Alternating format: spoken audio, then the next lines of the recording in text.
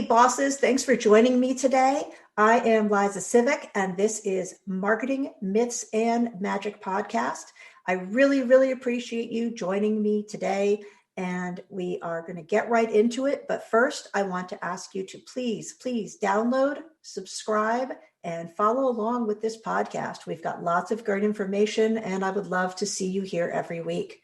And without further ado, let's get into this episode. Hello, bosses, and welcome to Marketing Myths and Magic with Liza Sivek. And today, my guest is Joni Aveni, who is a close personal friend, and try not to hold that against her. And she is also a professional proofreader and editor.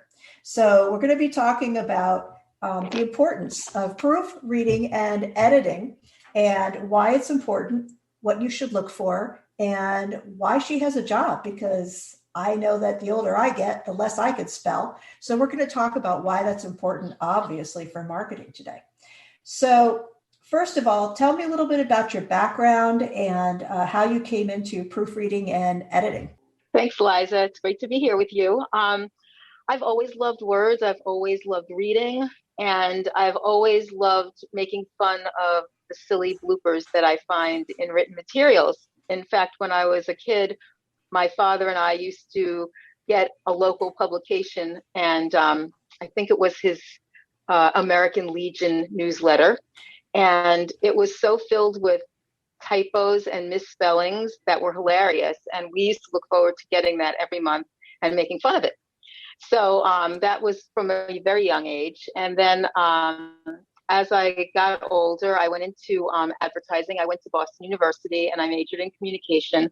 I got out of there and went into advertising, and I've been in all aspects of advertising. I've been on the client end, I've been on the agency end, and I've been on the production end. So I got to see a little bit of the ins and outs. When I moved up to Connecticut after I got married, I worked for Walden Books, which was a match made in heaven, and I became their staff writer and editor.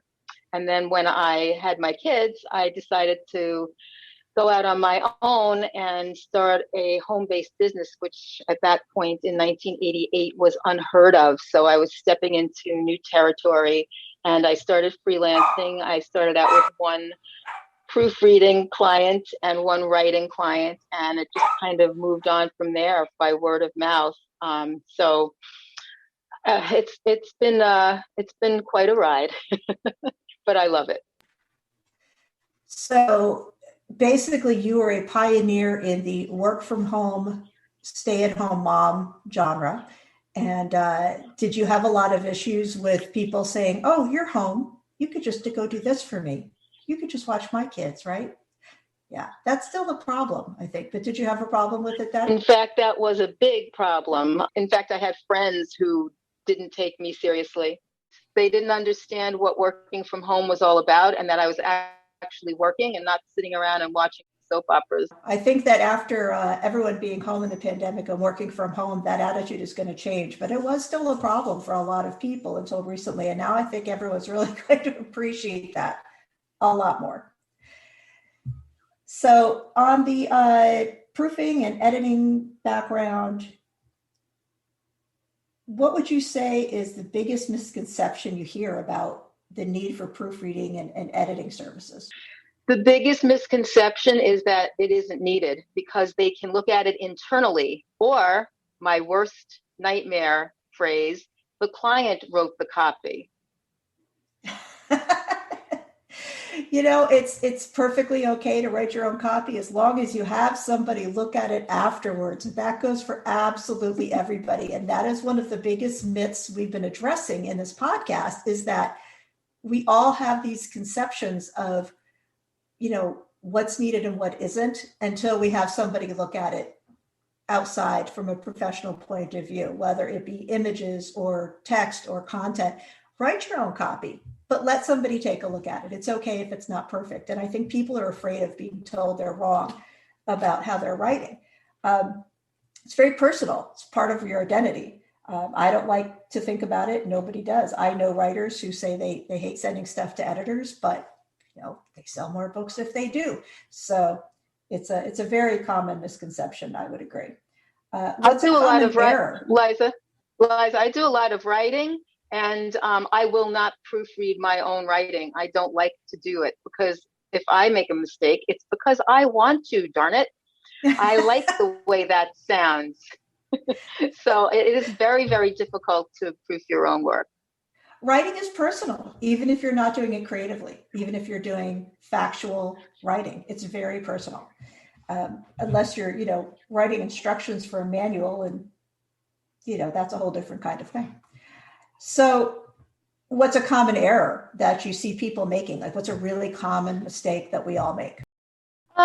In the things that I proofread the most often, the place I see mistakes most often are in headlines, which is the last place on earth you want an error because everyone's going to see that first, and in captions. Captions under pictures, nobody looks at them except when the audience is reading them, and that's the first thing that they look at because they don't want to read the text. And those are the two places that I see most of the errors occur, most of the egregious errors occur. As far as just common errors, the usual there. People who don't know how to use commas, or they use too many commas, run-on sentences, matters of agreement, and that has gotten a lot more complicated now because he, she, their, the whole pronoun usage. I never expected my business was going to become front of mind and culturally important, but it is. So that has become a big deal, what pronouns to use and what pronouns people want you to use. So, a little bit of everything, the wrong spellings, if there are multiple spellings for a certain word, using the wrong one, those kinds of things. And sometimes your autocorrect or your proofing program will lie to you because it'll suggest another spelling and you think, well, that means I must have spelled it wrong. And we trust those softwares, and we shouldn't. We definitely shouldn't, because I know that Grammarly and Microsoft Editor are good, but they're not perfect. And I think that's fine to make sure that your emails and such are being sent out. But when you're talking about marketing copy, people notice, even if you don't write correctly.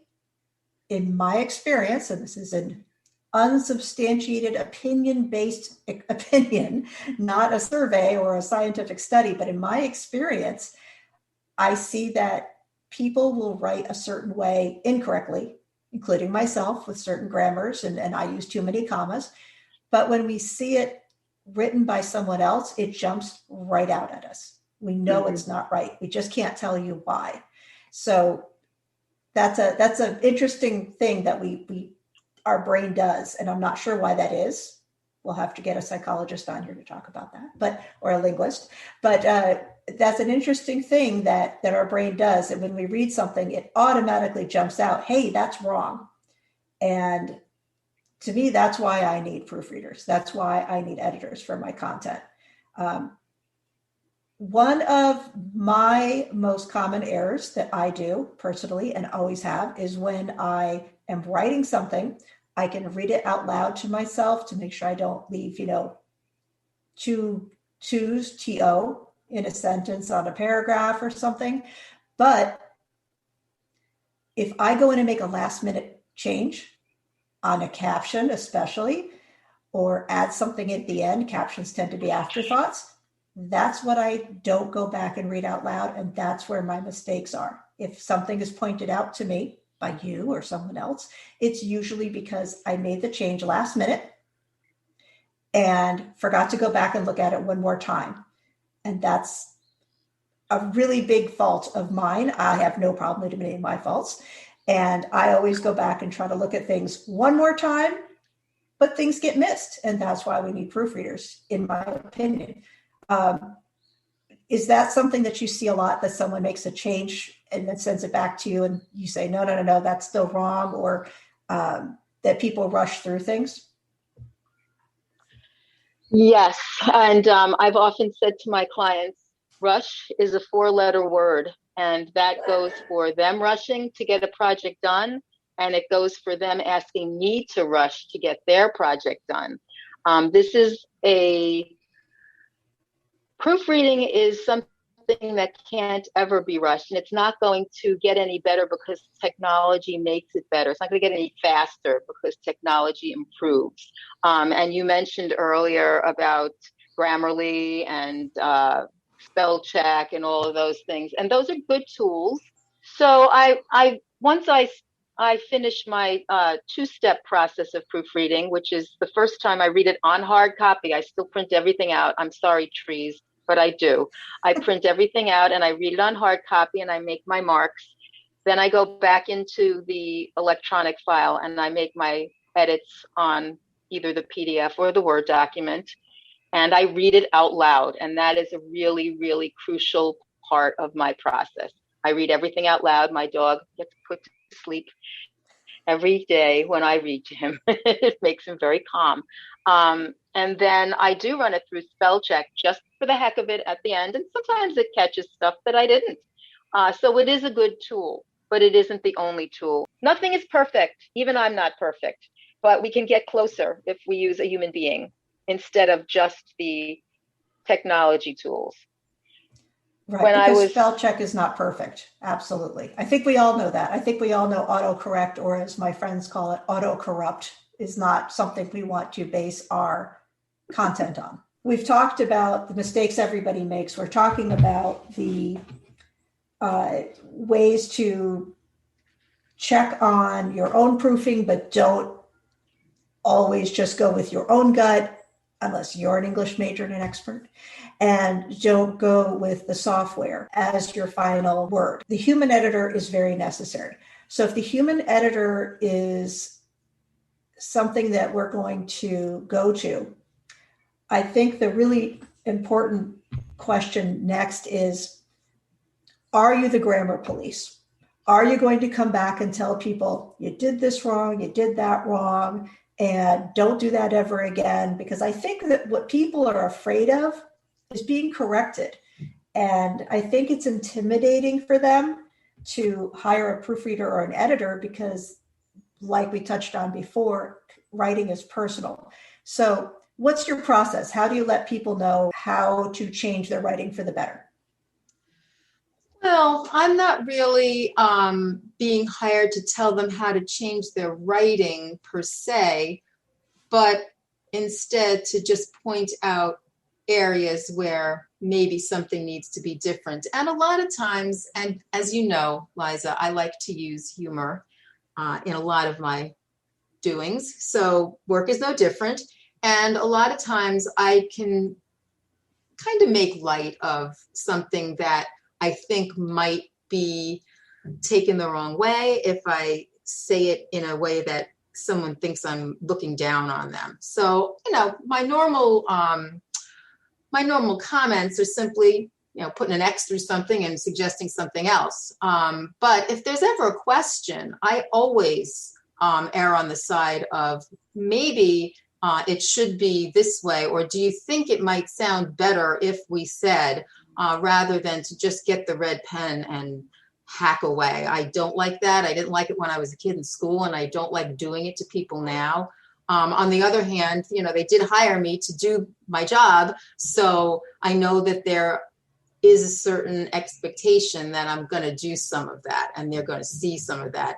And honestly, a lot of people have come back to me and thanked me and said how much I helped them with the pieces that I've proofread, which is nice to hear. Of course, I don't know what they're saying behind my back before they get to that point. That might be something they had to build up to. I don't know. My ears ring a lot. But yeah, I try to put a little humor in there, try to put suggestions in there, unless it's something that's clear. Stick a comma here and make that a semicolon, that kind of stuff. And, there have been very few cases where I've really been challenged a lot on it. That being said, people do have style guides, and a lot of companies have their own internal branding guidelines that they ask me to follow, and I do that.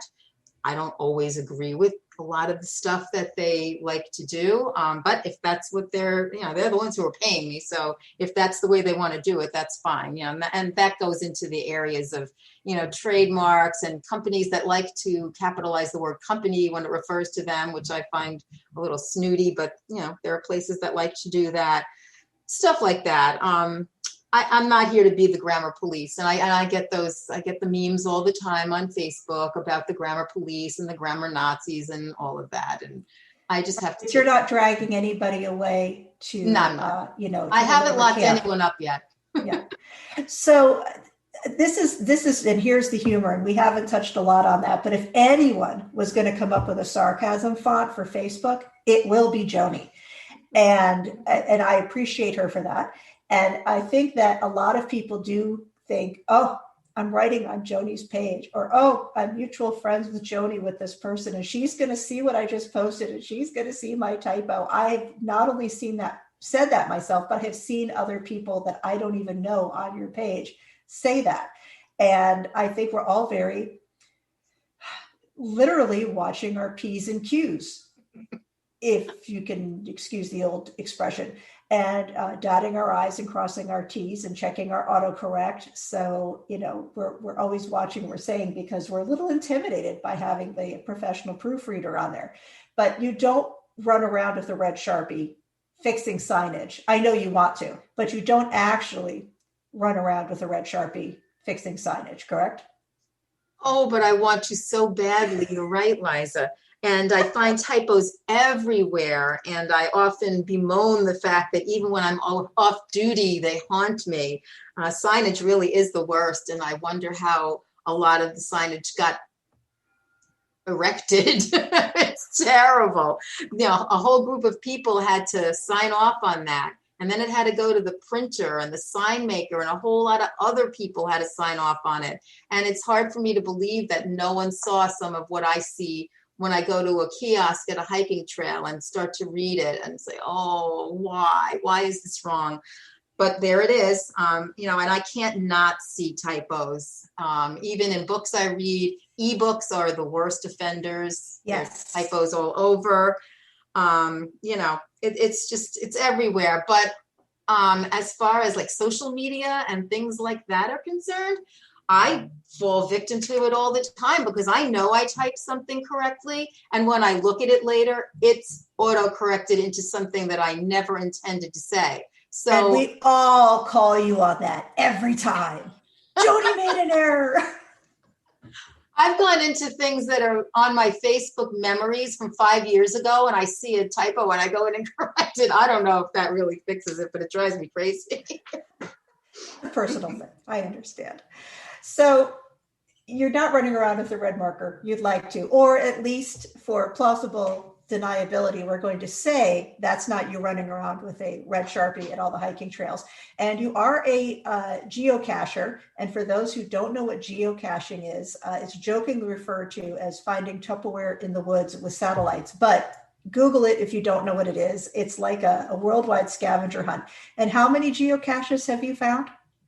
We have found 14,782 at this point, I believe. You hear that? That's how many pieces of Tupperware are in the woods hiding, and you don't even know it, all around you when you go somewhere. So you found them in other countries. You found them all over the United States, and that's you and your husband, Joe. And what's your handle on geocaching.com if people want to follow you there? We are Alpha Dog, one word, capital A. Capital A, because, again, proofreading. So, and if I might say, it's geocaching, not cash as in money. It's GEOCACHING. A lot of people think they're going to find money. I think that's what gets them into the hobby. But sadly, they are mistaken. And they really do? Oh, that makes sense, though. If you've never seen it spelled out and you don't know about the word cache, that would make sense. Yeah, I know about the word cache because it's a website thing. But that's funny. Yeah, I'm sure that there would be a lot more people involved if there was money hidden all over the woods in 14,000 places. So that's so no one's ever going to find a misspelled item on her geocache posts to tell you where to find their treasures that she hides with her husband, Joe. So when So if you see red signage, a red marking on signage, this is what I'm telling you. It wasn't Joni, and you heard it here first. It was not her. So when it comes to funny misspellings, one of the things you put up a lot on your personal page is spam. And it's something I'm going to be addressing in one of my live videos actually soon, is spam that businesses get. And you get great stuff all the time. And you put it up and point out all the misspellings, all the grammar issues. And can you think of any good examples that you can give us verbally? Oh, I can't think of any offhand, but the basic rule of thumb, if you get something that says that it's from PayPal or your bank or not Facebook so much, but a lot of these payment sites and stuff like that, they're notorious for sending spam. And just look at it with a sharp eye and find all of the typos, and you'll know right away that it is not from who it says it's from. Yesterday, I think I got one that said something about my account has been used in Mauritania, and then later on in the text it referenced Macedonia or some other place that was thousands and thousands of miles away. So not only were they bad at grammar and spelling, but they were really, really bad at geography. I would have to Google to see how far apart they were, but that would make sense, yes. I've noticed that they will often use the misspelling of a company name. I got one today in my text that was blocked as spam, and it was your Costco account, COST-CO. So it's not Costco, the shopping center, COSTCO, no hyphen, and it's not Costco, the stroller, baby, and other brand, COSCO. It was cost-co. And of course, they're playing on your emotions, and they're playing on the idea that you're going to immediately click the link to find out who stole your card or who used your social security number. And of course, all of that is just BS. But if you see something that doesn't look right, immediately that's going to tell you, all right, somebody didn't look at this at all. And Chase Bank, Costco, PayPal is not going to send you something with a bunch of weird grammar and words that aren't in the right words in the right tense. So I think that's a really good point to bring up here too. They're definitely not using proofreaders in the sweatshops of the spam call centers. So what else did I want to ask you? Okay, so you were talking about the business voice. The business voice, for those who aren't familiar with it, is the voice of your company online. And the way that you write your content, the way that you write your text, how you want to come across. Do you want to come across informal? Do you want to come across jokey? Do you want to come across very, very staid and professional and stoic? Do you want to come across as, hip and young, or do you want to come across as a very established, older kind of business? And you can mix those voices, but everyone has their own style of writing. And large companies especially do a lot of work to find what voice will be right for their target audience. And then they write that way, even if it's not how they personally write. Mm-hmm. So you refer to the style guide. The style guide is something I touch on in my lives too, and we'll be talking about. But a style guide says that your headlines, your H1 tags on your website, your headlines, your top lines are always going to be this color, this font, this size, and you're going to write them a certain way. Your subtitles are always going to follow a certain thing. The colors you use in your logo are always going to be the exact same colors. That's your style guide. It's not just your logo and your fonts and things like that. It's a very, very specific. And voice of your content also comes into that. So what you were saying is when you do proofreading, you're not going to change their voice. You can follow their voice. So what I'm hearing is having an editor go through your content is not going to change the style or the voice or the tone that you are trying to use. It could actually enhance it in a lot of ways because you're not going to be distracting people with incorrect things like typos or grammar issues. Would you say that's correct? Am I in the right path here? You are, Liza. And there's actually a subtle difference between proofreading and what people call copy editing or just editing. And voice does get into that. Proofreading is just, this is spelled wrong, this needs a comma, this is the wrong tense. When I'm asked to copy edit, I'm often asked to make sure that the piece is following that brand voice. And what happens a lot of times is, like if it's a large report, let's say an annual report, and my client communication department will be getting copy from various different internal departments, and everybody writes differently. They don't all necessarily pay attention to the brand guide and to the voice they're supposed to be speaking in. And so they asked me to go through everything with an eye towards that and an ear towards that and make sure that they are following that brand voice and they're not speaking. A lot of people like to be a little more informal, you and us and that kind of thing. And they're not speaking in the third person all the time and making it very formal and the company is and that type of a thing. So yeah, that's part of what I do, if that's what the client wants me to do. And the other thing that I come up against a lot more now, because everything is so international, a lot of times a company will have locations worldwide, and some of the people who are contributing copy are people who are not English native speakers. And so I know that they're brilliant people and they know that they're brilliant people, but if you read what they said, you wouldn't think that they were brilliant people any more than if I started trying to write in German, I would sound like a doddering idiot because I don't know any German except maybe Gesundheit. So my job is to look at that piece of copy and make it sound brilliant in English and make that person sound as intelligent as I know he or she is. So that's a big thing that I come upon a lot lately, more so than ever before, actually. So those are two things that aren't just proofreading. That's more editorial.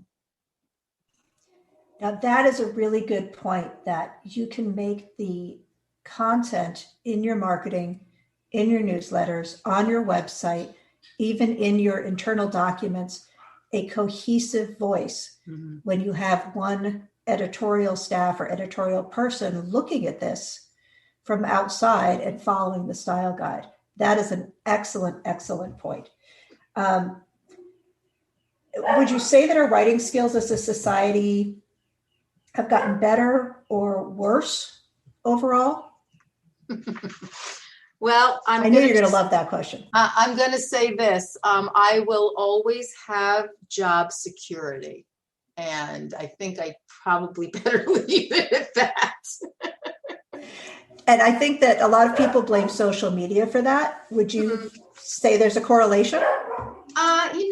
Texting and all the abbreviations that we use, that kind of, that's what it probably is a contributing factor, but I wouldn't say that it's the cause because I've been seeing this for years. It's just not getting any better. I don't know if that's because our schools don't teach basics anymore, like phonics. I don't know if you had to, be stuck with classes in phonics, but everyone just dreaded those. I liked them because I was a grammar nerd from way back. I don't believe they even teach that anymore. I know they don't teach handwriting, which is another subject altogether, but a lot of the drills that we used to do for spelling and grammar, it was boring as heck unless you happened to like that stuff, but you learned how to write. And a lot of schools were very writing oriented, and you had to learn how to make yourself be understood in the written word. And I don't know that that's being done so much anymore. So I've actually seen a deterioration in a lot of writing over the years. as I said earlier, I don't know if this got caught or not, but I've been doing this since 1988. So I've seen a lot of really, really good writing, and I've seen a lot of really, really bad writing. And I don't think it's getting an awful lot better. I don't think social media is the cause, but I don't think it's helping either. You know, it's interesting about, I don't know, the mid 90s. A male colleague I worked with was going to college. This is when I was working in fast food still. A male colleague said that his college professor told him, don't worry about spelling or writing style or being able to write well, because once you start your job, we now all have autocorrect and you'll have an assistant and she'll fix it. So other than unpacking the incredibly misogynistic attitude, you know, they were actually teaching him not to worry about writing as a business degree. And I think that just flabbergasted me then. Mm-hmm. And it's still, you know, I hope that's changed, but I'm afraid maybe it hasn't. But as it turns out, they could have hired you. Mm-hmm. That doesn't really surprise me either, because I remember even when I was in college, and we're talking about the late 70s, and I used to do typing for people, and the worst offenders were the business students. They would hand me papers to type, and even then I couldn't resist fixing them as far as the grammar and the spelling were concerned, and they were terrible. And I had more than one, and they were unfortunately usually gentlemen. In those days, women didn't really go into business that much, sadly. But they would say, well, my secretary will take care of all of that. And lo and behold, 10 years later, they all were given a PC on their desktops, and they said, oh my gosh, what am I going to do now? And the secretaries were gone. So, oh well. That's right. But it hasn't Admins don't do that anymore. That's absolutely right. So this is probably my most important question for you. Okay, so brace yourself. Oxford commas, yes, no, or maybe? And my answer, it depends. It depends on the style guide. The Chicago Manual of Style, which is pretty much the Bible of for most corporations, for most publications, says yes, absolutely, Oxford comma. AP style, which is the go-to for journalism, which was actually what my background was in college, says no, make it nice. And you want everything in a newspaper to be less messy. So don't put a lot of commas in, and we don't really need that one.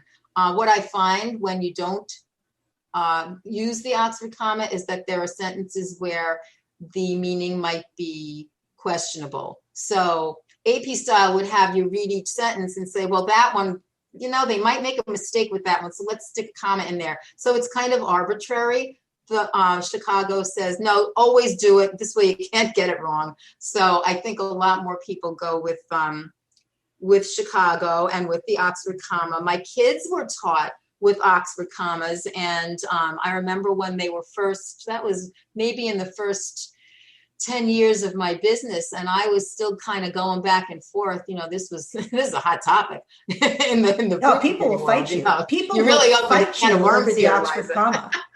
I have a face mask, a COVID face mask that says Team Oxford comma on it, because I publicize my stance. Yes. May I have one that says Team AP? Sure. No one will know what that means, but go ahead. They will not, but they will guess. So yeah, I used to, I remember my kids coming home and saying, oh no, Mom, you have to have this comma in there. And I was kind of appalled, because that's not how I was taught in college, but learned very quickly what the two different camps were saying. And so that's one of the first things I ask, even if a company doesn't have a style guide. That's one of the first things I ask. You want it in, you want it out, because it's going to come up. We've all seen those memes, and I can't think of the good one right now. I'll have to look one up. But where if you don't use the Oxford comma, it completely changes the meaning. So yes, reading it out loud to yourself or having someone else read it to see if it's clear is probably very important when you're writing a quick missive And anything else, go to Joni Aveni. So any good advice for us on when to hire a proofreader and an editor? Well, from a business standpoint, always hire a proofreader or editor. Honestly, the cost of 1 hour of proofreading is going to be worth it in embarrassment if you print something that you can't take back. And unfortunately, once it's out there, even online, we all know once it's out there, you can't take it back again. And the same thing goes with grammar and spelling. So it's a very, very minor investment, especially if we're talking about a one-page ad or a headline. Very minor investment for a big, big payoff, or possibly a big, big embarrassment if you don't do it. Excellent point. Very, very excellent point. That the return on investment is huge, because you don't want to misspell something in a headline that refers to your company and have that out there on printed material that will be there forever. Someone will always have one somewhere in a file. So not just digital, which you can't delete because everything lives online somewhere forever, but also print. And if you've just spent buku bucks to print 1,000 of something, and then you find that misspelling or the wrong your or the wrong there in the first paragraph or in the headline, yeah, that's not good. So very, very good advice. So I remember a new client one time had called me, and I don't remember what the word was, but they had printed bus advertisements. So they were enormous, of course. And it was like a 1-word or 2-word headline, and one of the words was misspelled. And they said, "Oh no, enough is enough." And that was, how they found me and started using me. So it happens. It happens to the best of us. It does. It happens to everybody. And that's the whole point of this podcast. Is in almost every single episode so far, I have said, you think we're talking about you, but we're not. We're talking about everybody. This is about human frailty, human error that we all make, which is why we have experts in everything to go to double check. So that is really helpful advice. Joni, thank you so much for joining me today. And tell us where we can find you if somebody wants to hire you or get your red Sharpie on some signage they see on a trail, which is, of course, not you ever. Never. My website is www.joniaveni.com. That's JONIAVENI.com. And you can reach me at joni@joniaveni.com. Awesome. And that will also be in our show notes, which you can find on my website, LizaSivekMarketing.com. And if you don't know how to spell my name, it's right on the podcast, LIZAS as in Sam, IV as in Victor, EK, marketing.com. And so now you've got 2 names you have to spell correctly. And if you're not sure how, we can call Joni. So thanks so much, Joni. And I will talk to you soon, and we'll see you around. Thank you, Liza, for having me. It's been fun. You've been listening to Marketing Myths and Magic, part of the Xvadio Podcast Network.